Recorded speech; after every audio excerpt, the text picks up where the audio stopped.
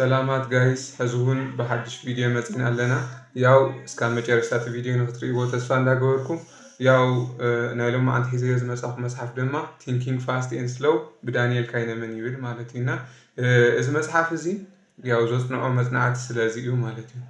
ፍርቂ ናይቲ መዓልታዊ ንሰርሖ ስራሕቲ ወይም ደሞ እንውስኖ ውሳነታት ንሕና ከምዘ ይንውስኖ ትፈልጡ ዶ ወይም ደሞ ኣብ መዓልታዊ ንሰርሖ ስራሕቲ እንተግብሮ ተግባራት ሓንጎልና በዓርሱ በአውቶ ፓይለት ወይም ደግሞ ዓርሱ ዘዋር ኮይኑ ንኽንሰርሖ ከም ዝገብረና ትፈልጡ ዶ ያው እዚ መጽሐፍ እዚ ቲንኪንግ ፋስት ኤንድ ስሎው ስለዚ ነገር ይዘጽንዕ ማለት ኢና እዚ መጽሐፍ እዚ ያው ንኹለኹም ስለ ናይ ብሬን ፋንክሽን እና ከመይ ውሳኔ ይውሰን ዲሲዥን ሜኪንግ ሓንጎልና ከመይ ከም ዝውስን ንምፍላጥ ዝሕግዘና መጽሓፍ እዩ ማለት እዩ መጽሓፍ እዚ ዝተወሰዱ ሓያላት ሓሳባት እንትንገልጽ ድማ እቲ ሓደ ሓሳብ እንታይ እዩ ኣብ ክልተ ዓይነት ሓንጎል ወይም ደግሞ ክልተ ክፋል ናይ ሓንጎል ኣለውና እቲ ሓደ ቅልጡፍ ሓንጎል እንትኸውን እቲ ድማ ዝንጉዕ ሓንጎል ተባሂሉ ይጽዋዕ ወይም ደግሞ ፋስት ኤንድ ስሎው ብሬን ተባሂሎም ይጽውዑ እቲ ቅልጡፍ ሓንጎል 95% ናይ ሓንጎልና ዝቆጻጸር ኮይኑ እዚ ድማ ስምዒታዊ ድርኺታዊ እና ፈጣን ስነመጎታዊ ዘይኮነስ ፈጣን እዩ ወይም ደግሞ ብፍጥነት ግብረ መልሲ ዝህብ ክፋል ናይ ሓንጎልና እዩ እዚ ድማ ቅልጡፍ ፓርቲ ናይ ሓንጎልና ይበሃል 95% ናይ ሓንጎልና ዝሓዘ ማለት እዩ እቲ ካልኣይ ደማኒ ዝንጉዕና ፈዛዝ ክፋል ናይ ሓንጎልና ኮይኑ እዚ ድማ ስነመጎታዊ ርትዓዊ ወይም ደግሞ ሓሲብካ ኣመዛዚንካ ትሰርሖም ስራሕቲ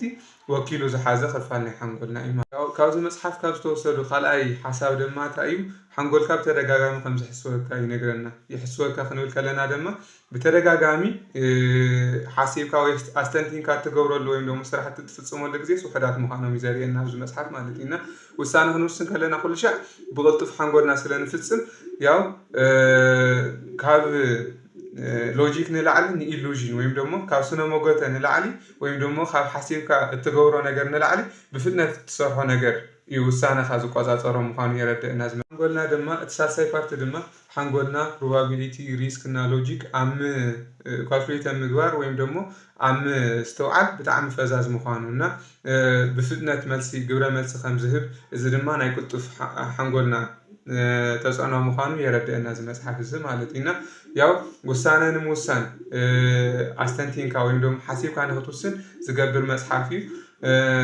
ብዙሓት ነገራት ድማ ካብዚ ክትርእ ትኽእል ኢኻ ማለት እዩ ካብ ከመይ ውሳነ ትውስን እስካብ ከመይ